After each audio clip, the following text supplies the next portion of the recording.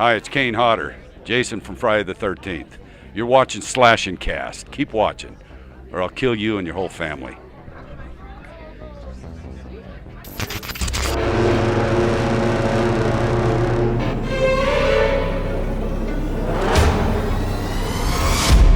Welcome back, horror fans, to another episode of Slash and Cast, the show that brings you all the biggest horror news of the week. Every week, we are your hosts. My name is Riley. My name is Nick. Boy, was a good week. Literally, Monday was enough to do a whole episode of Slash and Cast. And Tuesday was 2. Yeah, Tuesday brought some news. Yeah, it was a good week. It was a good week, man. And we actually have some exciting Texas Chainsaw Massacre, the game news. So we're going to talk about that to kick the show off, as you do. The Texas Chainsaw Massacre video game is coming to PlayStation Plus on April 1st. And not only that, RoboCop Rogue City is also coming to PlayStation Plus on April 1st. Yeah. Two great horror games. RoboCop is horror adjacent. Yeah. Yeah. Coming in April. Nice. Halloween in April. Halloween in April. You know, TCM coming to PlayStation Plus is a long time coming. I've been waiting on it. I said for a while it's going to happen. I thought it was the main reason they left Game Pass. Right. By leaving Game Pass, they left the door open to PlayStation Plus.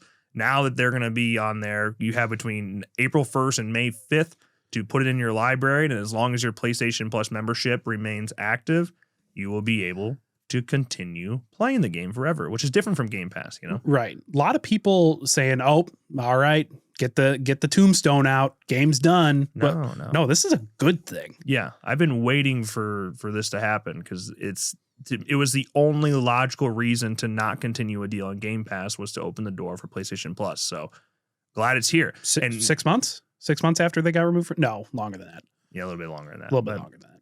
So yeah, I guess with this, it actually could open the door to coming back to Game Pass after the fact. So maybe, you know, in August or something, or we go into the Halloween season, you might see a jump back on a Game Pass. So these things alone are enough to keep a game alive. Yeah, absolutely. Right? Let's say 5%, 10% of the new players that come on buy DLC. It might even be more than that, but they get the game for free. They like it enough where they purchase DLC. That's a huge jump in numbers for them. Right, and having the content pass as a bundle, yeah, can make that a little more enticing for these new players, which again directly just funds support for the game. Yeah, I have no idea how much PlayStation Plus pays for their games. I have a kind of an idea of Game Pass numbers and how much they pay for exclusivity, but when it comes to being on PlayStation Plus, they might have gotten a jump there. Yeah, that could have funded something else. Right. We'll see. It's good news. But I also wanted to mention, since we're on the topic of TCM, and you know what, I'll bring it up here. Last week, we talked about the possibility of them doing a new movie because JT Molnar and Verve representing the franchise, they were taking pitches, and also Legendary Pictures no longer has the rights. So that's kind of being shopped around right now to make a new movie. With that came some rumors about the game, and will it affect the game? Could this lead to more things coming into the game or licenses? Honestly, I'm pretty sure it affects literally nothing. Literally nothing. And I think the best thing to look at as an example of how these types of rights work. So do you remember when Paramount it was Paramount and New Line made a deal where Paramount had a 5-year window to make an F-13 movie and it didn't happen? Yep. That's kind of what was happening here, where Legendary had the rights. They made TCM 2022, and now they just no longer have those rights. Contract over. Leasing the rights out. Kind of, yeah. In a way. It really, in terms of the interactive rights, which the game has, and that's Vortex. That's Vortex who gave them those interactive rights. That had nothing to do with the Legendary Pictures deal. Right. So it shouldn't ruin your day, but it also shouldn't make your day any better. Yeah. It doesn't really change anything. Unless you're really hoping for that new TCM movie. Yeah, unless there's some crazy interactive rights that we don't know about, I couldn't see this changing anything. Yeah. So good news and bad news there. But on the same topic, in terms of TCM movie, we were all excited last week because it sounded like JT Mulner was going to do a script, and that if JT was going to do it, then Glenn Powell was like, yo, I want to read it. Well, JT Mulner tweeted this week after that report came out from Deadline and just said, don't believe everything you read. I was like, oh, damn. That's a theme for this week, I think. Yeah, that's apparently. a theme. Don't believe everything Are you we not read. supposed to trust Deadline anymore? Deadline was one of the good ones. Why? Although Deadline doubled down and they were like, no, these talks are happening, bro. so either, maybe JT doesn't want anything spoiled or something. I don't know. But what we need to hear from is Glenn Powell. True. Yeah, that interesting name again thrown around. Yeah. I just watched Twisters yesterday. So, God, he's hot. Would love to see him. Would love to see him in a TCM movie. Why not? Why not, dude? He's got that Texas look to him, don't he? He does. Got that look to him. He can pull it off. He actually, I don't know what the guy's name is in TCM 22, but the typical redneck guy, right? The Texan, he's rocking the gun. He's got his truck. They make fun of him, but then they make him nice. He's a good character. Actually, like Glenn Powell could literally do that character. So yeah. But so TCM movie, I guess they said they're still shopping around. It seems like it's going to be happening, but in terms of the reports of JT Mulner penning a script for one and wanting to direct one, that might not be happening. Pros and cons. Yeah. Let's move on to another video game, Terrifier, the ARTcade game. This was we talked about this a while back. I don't even know if we talked about it on Slash and Cast. It might even be before. It might have just been streams. The retro horror side scroller thing is with Retro Realms. You got the Terminator game coming out. Now you have Terrifier. This isn't so much it's not a platformer. It's more like Scott Pilgrim versus what you ever played that game. It is. Yeah, it's literally that game. So yeah, Terrifier's the next horror IP to be joining the retro world. But this week they announced a collector's edition, and boy, it's pretty freaking cool. It's only coming to Nintendo Switch and PS5, although the game itself digitally will be coming to Steam and Xbox as well. But for some reason, just the collector's edition, PS5, and Nintendo Switch only. So, but the fact that they're coming on Switch at all is kind of a surprise to me. Right. I understand the retro games. It's a perfect platform for it. But this is Terrifier. And it's Nintendo Switch. Yeah, Nintendo. It's Art the Clown on Nintendo is something that doesn't seem to go well together, but they're doing it. Yeah. And they get a collector's edition. So this is a big boy collector's edition, which I really appreciate it. It comes with enamel pins of Art the Clown and Vicky, tiny yet terrifyingly charming. The printed Terrifier the ARTcade game instruction manual. Art's Mix, the original soundtrack CD, because murder is always better with music. That's facts. A reversible poster featuring 2 striking designs, both equally disturbing. A pair of bloody gloves so you can literally get hands-on with the carnage. A puke bag is a cheeky tribute to the film's most stomach-churning moments. A stunning art book packed with character designs, eerie environments, and concept art. A sleek steelbook case because even gore deserves a touch of class. The premium collector's box to house everything. Exclusive digital content, which includes unlockable skins, bonus in-game gallery, and alternate ending. That's alternate ending as a DLC. It's interesting to me. I don't know. Yeah, that is interesting. And then a special thank you letter. So pretty cool set they got here. I appreciate the puke bag. You gotta lean into it while it's hot. The gloves is a choice. That is a choice. It's not like a bad thing. It's just different. Yeah, it's a choice. Gloves. Are the gloves meant to be used to unbox it? Probably not. Probably meant to hold your controller. See while you play, so your controller can slip out of your hands.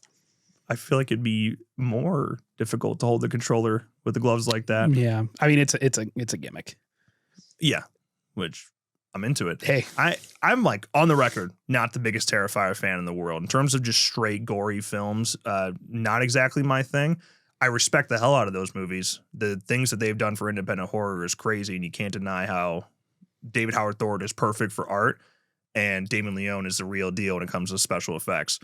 But even with that said, I am struggling to not buy it. I'm like, damn, I need this. I need this. So I think I'm going to end up getting it. Horror collector's editions, no matter what, are tough to pass up. Yeah. They're limited, man. Yeah. Well, the thing is, I want more shit like this to be made. Correct. I want to show, even though Terrifier may not be the biggest of the big for me, I want to show that like these things can make money. Keep making them, please. I will happily give you my money. Right. Independent horror, the side scrollers that are coming back, pixel art, and collector's editions. Cool collector's editions. Yeah, don't let physical media die, dude. I love it. Yeah, retailing at $129.99, kind of a steep price, especially for a side scroller, or not a side scroller, but a retro game. But there is a lot of stuff there. Yeah, if you like, the pins, your soundtrack, the barf bag, like, yeah, the game itself is what, 40, 50?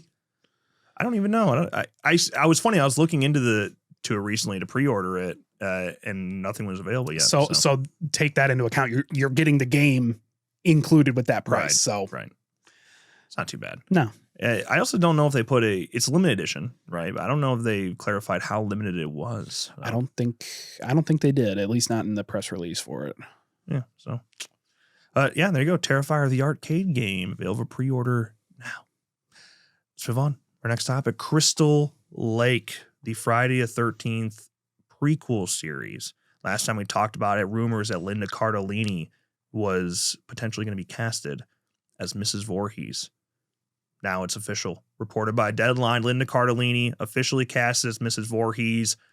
Velma now is Mommy Voorhees. Yeah, she is. Perfect fit, honestly. Linda Cardellini, I truly believe, has the ability to be scary and go to a dark place. She has such a range. Yeah. She really does. And she has this maternal look to her. Yeah. I don't know. Like, she just seems like I could see it. I can really see her pulling the Betsy Palmer vibes and being a good Mrs. Voorhees. Yeah. But now that was exciting, right? But it wasn't unexpected because we already heard the rumors of Linda Cardellini. What came out of this press release, though, was a tiny little bit of plot detail. And it was enough to get us talking, okay? So this series version of Pamela Voorhees is believed to be a mother who had given up a singing career to raise a special needs child and takes a dark turn when she loses her son. So essentially the same thing, that we know and love, but she's a singer. She was working late because she's a singer. Yeah. Kind of reminds me of the Pamela tapes from the game, kind of going down that backstory. Remember the photo? One of the photos that I think Wes might have released after the fact, like after the game had already died. That was her in the diner.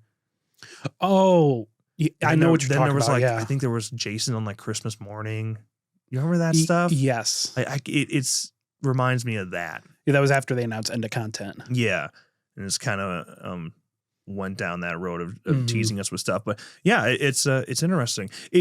From what the tiny little bit of details we've heard, because when this all first started happening, when Brad Fuller was the showrunner, the way Brad Fuller talked about it. Brian, I don't know why I do that. I did the last time too. Brian Fuller, because Brad Caleb Kane.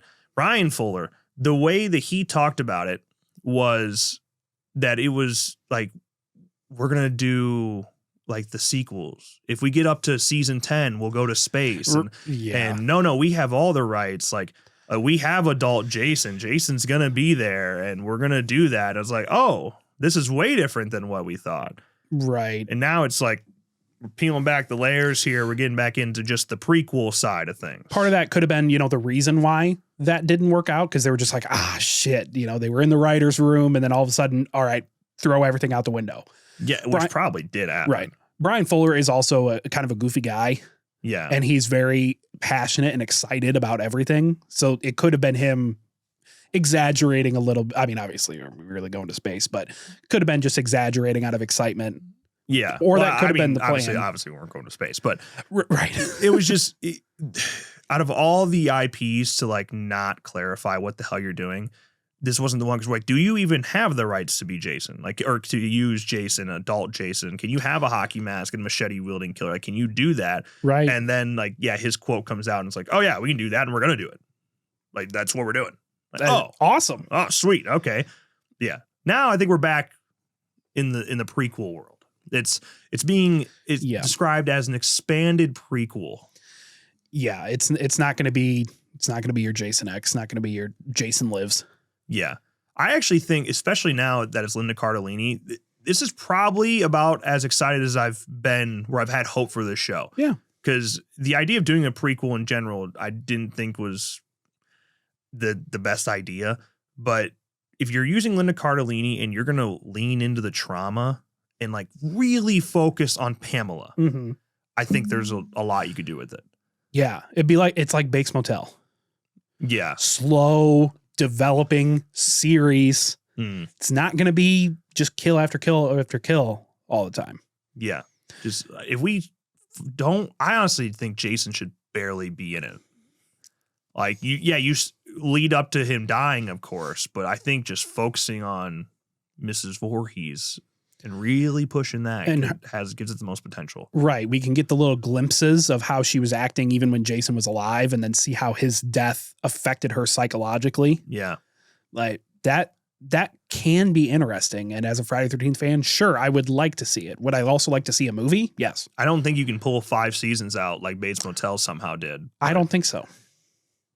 But there's potential for it to be not bad. Yeah, I'm interested for sure. And just anything with Friday the 13th. I'll take it. Something official would be nice. Make it happen. Yeah. Showrunner, just as a reminder, is Brad Caleb Kane, who's doing Welcome to Derry, which we can't judge yet because it's not out. And that keeps getting delayed. It wasn't delayed. That last delay that got announced or rumored, I'm glad we didn't report on it because I was a little fishy. I was like, why is nobody talking about it? It's not delayed. It's still on schedule. For this year. Yeah. Will it be delayed? Maybe, but right now it's still on track. Right, because a couple weeks ago they were like, 2026, late 2026. And we're like, oh.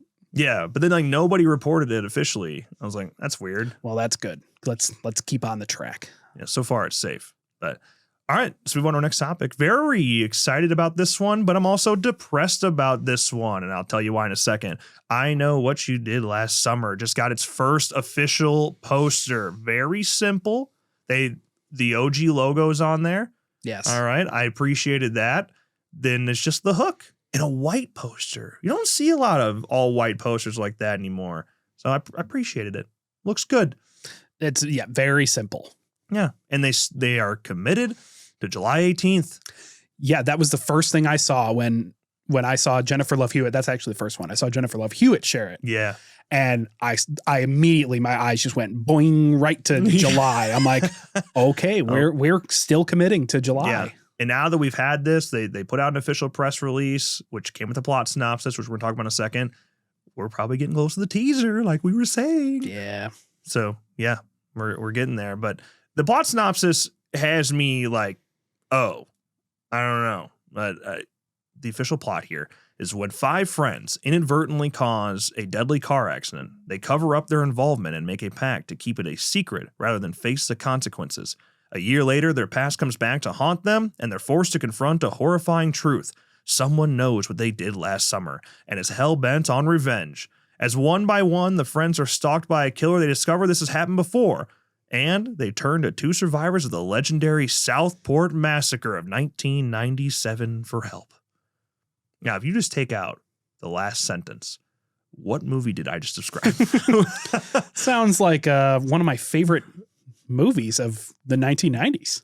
Dude, couldn't like reading it. I was like, that's your plot? That's what you came up with? Here's an idea. We're going to make a sequel to the original I Know What You Did Last Summer. We're not going to reboot it. This is a sequel. Now, how about we take 5 friends? They get into a car accident. Okay. Somebody dies. Okay. And then a year later, somebody wants revenge and leaves them notes saying, I know what you did last summer. I think we should call it I Know What You Did Last Summer. Yeah, it is the most copy and paste synopsis I've ever seen for one of these legacy sequels. So lost a little excitement when I read it, but I'm still going to simp over it. I'm going to fanboy over it. I love I Know What You Did Last Summer, and I still know what you did last summer. Yeah, no Brandy, by the way. Fuck. Yeah, that is big blow. Big blow right there. Yeah. It is so weird. Just, again, maybe it's just a very broad synopsis, and you can't get too much details from a few lines of text here, but the fact that it's just a random incident that occurs, which leads to, I know, somebody wanting to get revenge a year later. I know, which last summer, cool. And somehow they're like, hey, somebody 30 years ago also did something bad, and a year later they got notes. Let's go talk to them because our incident somehow relates to them at all. It's so weird. Hey, this sounds just like the Southport Massacre of 1997. Yeah, that's some shit like, that's almost like I'll always know which last summer what they did. Right. Except, not zombie Ben Willis. What? For all we know, it could be zombie Ben Willis. But dude, like, is it Ben Willis? Does it relate to them at all? Will Benson? Ben's son? I was going to make that joke. I was going to be like, maybe Will Benson survived. I still know. And it's Ben's son. I don't know. Interesting. Yeah. Or they're just, hey, this scenario is just like, it's a copycat. Why? Yeah, why? Oh, this accident happened. You know what? This is like the accident that happened in 97. I'm just going to recreate that. But that's why it's weird. And stalk because these kids. Dude, unless something much different happens in this movie, basically what they're saying is that, okay, this incident occurred and the person that died or was involved in the accident also wants to do the exact same thing Ben Willis did. Right. Or somebody happened to witness it and decides to wait a year to then do what Ben Willis did. It's weird. I feel like it's going to be forced really bad, but we don't know until we know. So we do talk about, sometimes you have to take the rose-colored glasses off. Mine are stuck on, screwed into my head. They are on, baby. Yeah. I'm ready. I mean, I'm going to be a sim for it no matter what. My expectations. All you got to do sky is put high. Freddie in a wife beater and I'm in. Play How Do I Deal while I was walking on the You dog. should take your expectations Nope. and pull Sky them high. You shouldn't do Sky that. high. You shouldn't do that. This is the greatest moment of my life, of my year. Yeah. It's still up there for in terms of most anticipated, that's for sure. Yeah. But there you go. There's your I Know poster and synopsis. We'll see what happens. Should be a teaser very soon. Let's move on to our next topic. Saw 11. Last week it was canceled. This week, not so much. Weird. Crazy day. Yeah. What the fuck is going on, dude? What is going on? All right. So Lionsgate. So last week there were several reports. First it was rumors, then it seemed to be officially confirmed. Saw 11 canceled. Writers were coming out talking about it. Producers have beef, and therefore they give up. It's done. Leprechaun, we're good. Saw 11, not good. All right. This week Lionsgate released a press release to THR that was like, hey, it's Billy the Puppet here. I've seen the rumors. They say it's game over. You all should know me better than that. The game is never over. And then it just became a meme, like Billy the Puppet, like the Saw official account. They were, the bio on X says still employed. Yep. The LinkedIn account, the life coach. They made a LinkedIn for Billy the Puppet. And yeah, it says life coach at Lionsgate present. Yeah. Crazy. But as of this time, Saw 11 is still off the release schedule. Mm. Okay. Actually the Strangers Chapter 2 took its place at September 26th. So yeah, no official word that Saw 11 is still happening, but yeah, they're like, just so you know, we're good. Billy's still here. The game is never over. Yeah. So cool. I guess. This week was just, here's some info. Nah, just kidding. Yeah. Last week we literally said when the internet freaks out like this, which they freaked out pretty big over the Saw 11 cancellation, that'll kick a producer in the ass. And that's seems to be what happened here. Like, oh shit. Like, look how much money we're leaving on the table. Let's get it together. Yeah. So yeah, Saw 11 appears to still be happening. Not this year like it was supposed to, but 2026 looks pretty realistic now. Yeah. That's the good news. Now, moving on to our next topic, the best news that I've ever heard. Scooby-Doo, a new live action series officially ordered by Netflix. 8 episodes. I couldn't be any I couldn't be any happier, you know. Big Scooby-Doo guy. It's being written by Josh Applebaum, who did Teenage Mutant Ninja Turtles and Mission Impossible Ghost Protocol, and Scott Rosenberg did Venom, Jumanji, Welcome to the Jungle, and they're going to serve not only as the writers but the showrunners too. So that should already give you a little bit of hope there. And we got a synopsis, okay?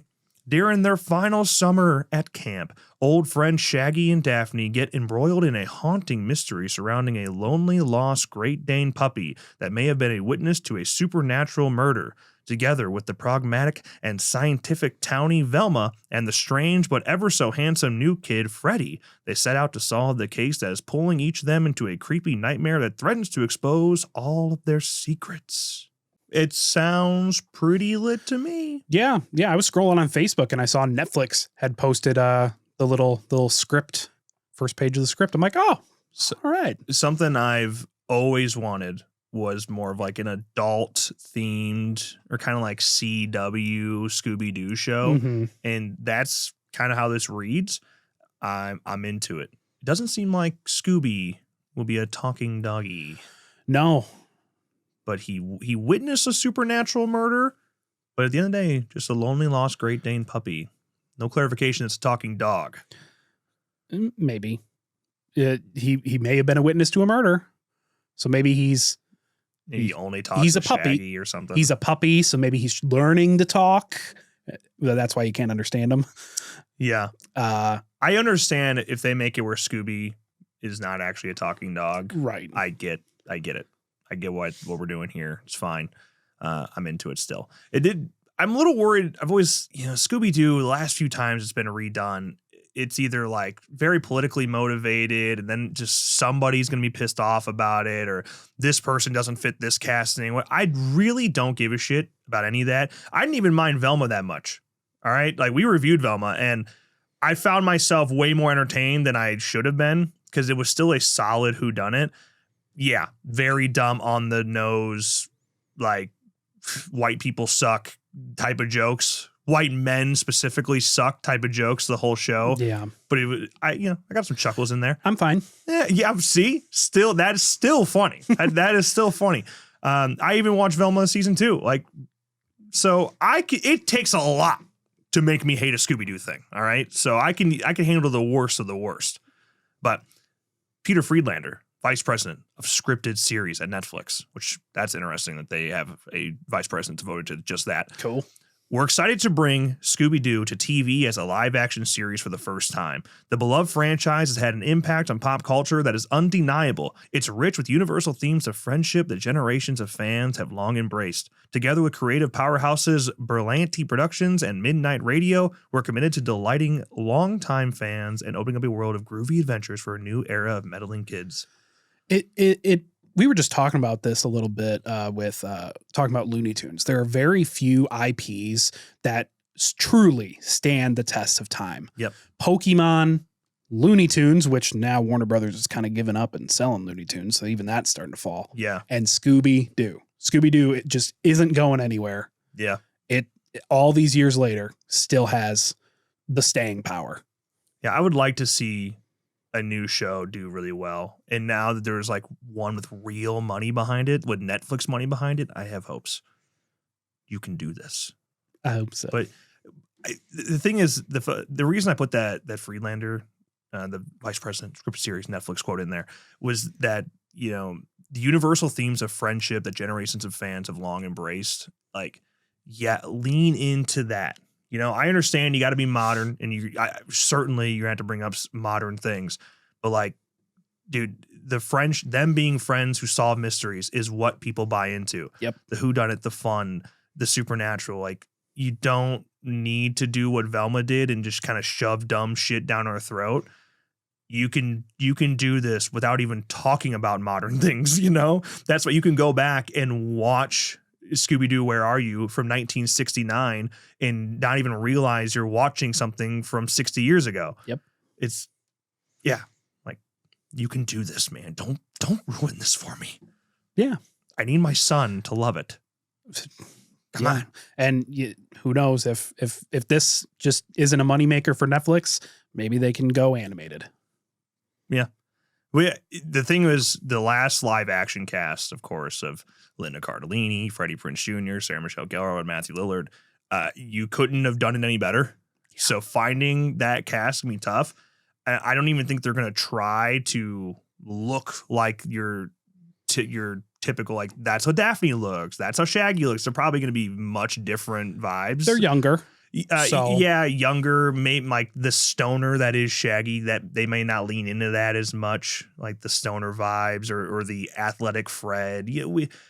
They might just go a different route completely. Fred without an ascot? Maybe. I won't stand for this. In terms of like being typecasted, I don't think you're going to see that with this. Right. I guarantee that leads to people freaking out, but I just don't see how you do it. I think it's just as controversial to typecast them. I don't know. I even saw people that were like, hell yeah, can't wait to see Matthew Lillard back. I'm like, oh. He should try to cameo him. Try to get Freddie Prinze Jr. in there. They should absolutely cameo. Be parents, but not their their characters. Be parents, be principal, be teacher, be something. Get them in there, but that's not who this cast is going to be. This is a new generation of Scooby-Doo. Yeah. You can't just cast 55-year-old Matthew Lillard. Like, come on now. You're right. Yeah. Okay, moving on to our next topic. Buffy the Vampire Slayer last reported that it was coming back, or at least they're trying to have it come back. It was as official as it could be. Now TV Line reports that Hulu's potential Buffy the Vampire Slayer reboot will focus on a new Slayer as the next chapter in the Buffyverse. But Sarah Michelle Gellar apparently will be reprising her iconic role and be reoccurring as a guest star. How often? Not very clear. But sources did say to TV Line that the new lead is a cerebral 16-year-old named Nova, which is probably a placeholder name, skewing more Willow than Buffy. The character is described very smart and a bit of a loner. So she's got friends. Friends include Hugo, an out and proud nerd who comes from money, and Gracie, a young vampire expert who's an acolyte of Buffy. So that's how you get Buffy in the mix. Yeah. Yeah, that's probably the right way to do it. Yeah. An official pilot has yet to be ordered. We're getting this news, and really nothing official is actually moving, but apparently casting is underway on all three of those roles. That's, yeah, cool. We're doing it. Yeah. Hulu put out some bangers. Yeah. Yeah. So people will sleep on Hulu, but they put out some serious stuff. Hulu, I don't know. In my opinion, I think Hulu is the most consistent when it comes to their originals. I don't think there's something so garbage and something so goated. I think they kind of stay to the middle, maybe lean a little bad, lean a little good. I don't think there's as much variance as like Netflix, where you have hits and you have complete and utter misses. The worst thing you've ever seen. Tax write-offs. Yeah, exactly. What's the new one with Millie Bobby Brown? Netflix just did Lost, most expensive movie ever. I don't. That's got like I forgot 15. What it's called. It's got like a 15%. Yeah, it's bad. Yeah, The Electric State, maybe something like that. But yeah, no, thank you. Did you know Millie Bobby Brown's real middle name is Bonnie? Millie Bonnie Brown. I heard that. Now she's Millie Bonnie Bon Jovi. Yeah. It's a great name. True. Great name. And last but not least, Final Destination Bloodlines got its first official trailer. Its big boy theatrical trailer.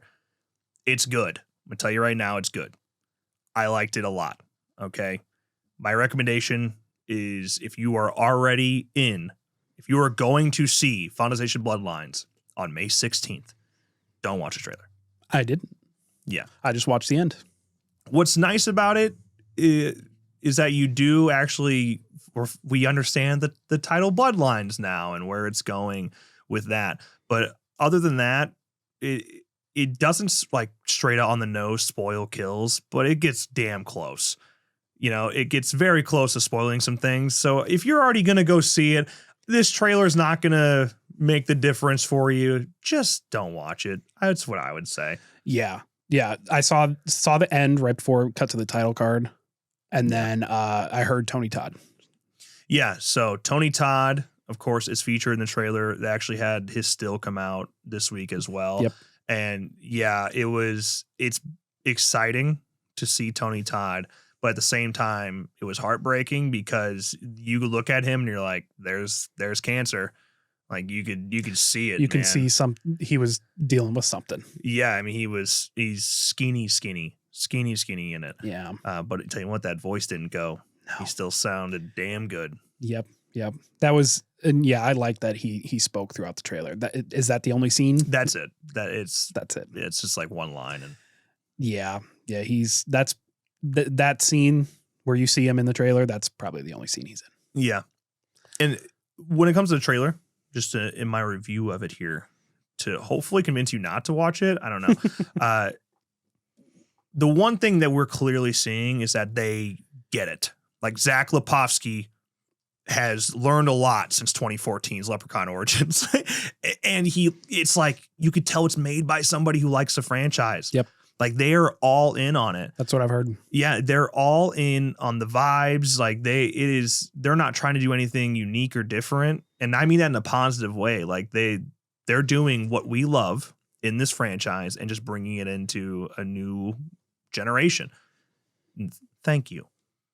Appreciate that. I hope it's a good movie. It's actually, every time I see something new for it, it moves up my anticipated list. I think it's going to be a good movie. Yeah, I'm really looking forward to it. I'm not watching any more trailers or anything like that. Yeah. Just going to go in and probably watch a few leading up to it. Yeah. One thing I did see Chris Parker of 3C Films say is that it's not as dark in like terms of literal mood as Final Destination 1 through 3. Like 4 and 5 have this more brighter, kind of sitcom-y color grade to them. Yeah. And Bloodlines does the same thing. Okay. I do wish they would have gone back to that moody look of 1 through 3. But at the same time, that was just peak cinema. Yeah. Final Destination 3 was the peak of cinema. Yeah, it is. It's so good. So good. But 1 and 2 are obviously amazing too. But third is my favorite. Dude, that opinion I'm seeing more and more of it. Good. I was the correct opinion for years. I don't know what's going on with this. I don't know, social media, new generation of people or what. For years, I got shit for liking Scream 3. For years, I got shit for Final Destination 3 being my favorite. For years, I was getting dogged on for these opinions. And now everyone's got them. Like, you guys are making fun of me. I'm not saying people are stealing my opinion, but god damn, it feels like it. Final Destination 3 is the best Final Destination. That is the correct opinion. Yeah. Obviously, these people who have no idea who I am are not stealing my opinion.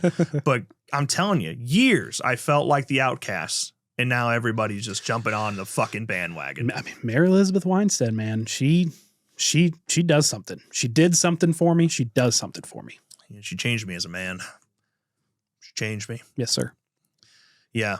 I think when I was a kid and I saw Sky High and she takes her mask off and flips her hair, I think as a kid that changed me. I think it changed a lot of people. Yeah. I don't even know how old I was when that movie came out. But she was older than me, and that's the important part of this conversation. Yes. That's it. That's it for our main topics. New releases this week. You got Death of a Unicorn comes out, already is out by the time this comes out, March 28th. A father, played by Paul Rudd, and a daughter, played by Jenna Ortega. 2 goats accidentally hit and kill a unicorn while en route to a weekend retreat, where his billionaire boss, played by Richard E. Grant, seeks to exploit the creature's miraculous curative properties. Okay. Sounds ridiculous. Unfortunately, it hasn't been getting the best reviews, which is like, because it has a hell of a cast. So, and it's a fucking unicorn. Like they're going all in on the stupid, right? Which seems to be like the trend this year. I don't know what's going on there, but yeah, it didn't get the best reviews at South by Southwest. So, but in theaters, and also directly competing with it. The Woman in the Yard comes out on March 28th. A mysterious woman repeatedly appears in a family's front yard, often delivering chilling warnings and unsettling messages, leaving them to question her identity, motives, and the potential danger she might pose. Blumhouse film. Yeah. Some marketing to it. Yeah. It looks decent from the trailer. Yeah. Like it looks like a passable Blumhouse film. Will they prove me wrong? Probably. I don't know. We'll see. But The Woman in the Yard, there's a slight chance that I might go out of my way, abandon you guys this weekend, and go see it in theaters. Because we're in sniffing distance of a movie theater. We might as well just walk over there and watch it. Literally, we can walk. With my hurt foot, we can walk there. So maybe we will. Maybe. Who knows? And then for convention updates, of course, right now is Days of Chicago. We're there. We're there right now. Of course, probably too late for you to make it to that one. But coming up on April 4th through the 6th, you have Spookala in Tampa, Florida. Tobin Bell, Shawnee Smith, Charlie Cox, Corey Taylor, Rose McGowan, Kevin Owens, Kiefer Sutherland. He's still going, but I think he's limited only one day now. Peter Cowper also will be there. And also, Astronomicon, April 4th through the 6th in Ypsilanti, Michigan. Which, sure. That's a place. That's a place. Tommy Chong will be there. Bruce Campbell will be there. Jason Lee, Sting, Bret Hart, David Howard Thornton, Trish Stratus, Lita, Doug Bradley. Pretty cool list. Yeah. So if you're in the Ypsilanti, Michigan area, head on over there. Astronomicon. Don't even know where that is. I've heard very good things about Astronomicon. So I have as well. Yeah.